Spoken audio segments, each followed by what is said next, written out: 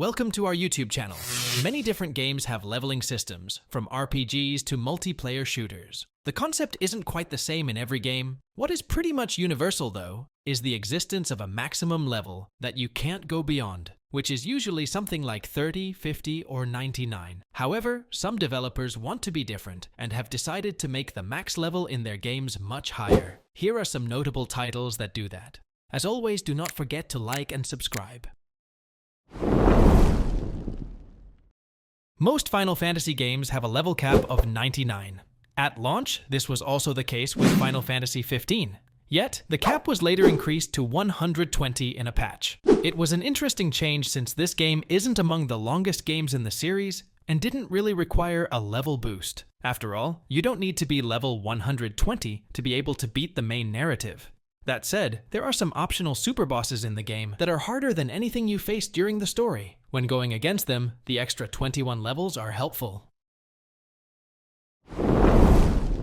Dragon Ball storylines usually revolve around gaining new levels of power that used to seem impossible. So, it makes complete sense that Dragon Ball Z Kakarot has a really high level cap. In the base game, the cap is level 250, while the DLC raises it to 300. Reaching this level sounds very taxing, but Kakarot is a rather generous game, as while playing through the story, it will regularly boost your level significantly after main fights. This is because the game tries to make your characters as strong as they were in the anime.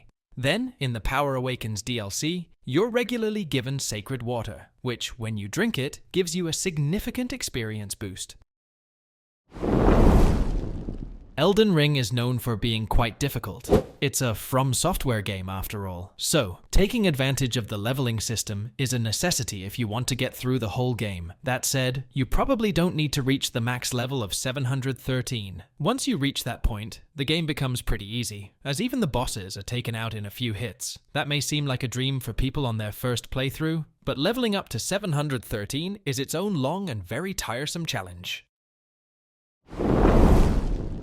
When it comes to multiplayer-focused shooters like Splatoon 3, going up levels is more about unlocking stuff than getting stronger. This is just as well, because if you got stronger every level, then once you reach the max level of 999, you'd destroy everyone online. There isn't a big incentive to reach 999, since you pretty much unlock everything once you reach level 30. After that, you get new badges and licenses to purchase weapons that can be unlocked through other means.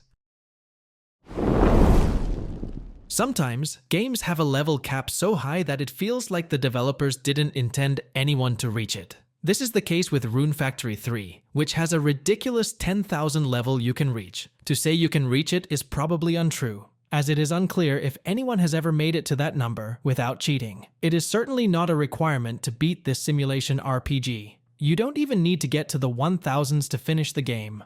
However, the 10,000 level always gives you something to strive for once the story is over.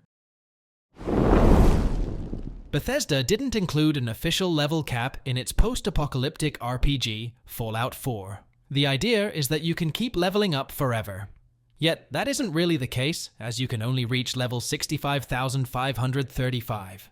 If you go one higher, the game will crash. Reaching this level without cheating is very difficult, as it would take many years, even if you level up quickly. Plus, there is not much reason to get there anyway.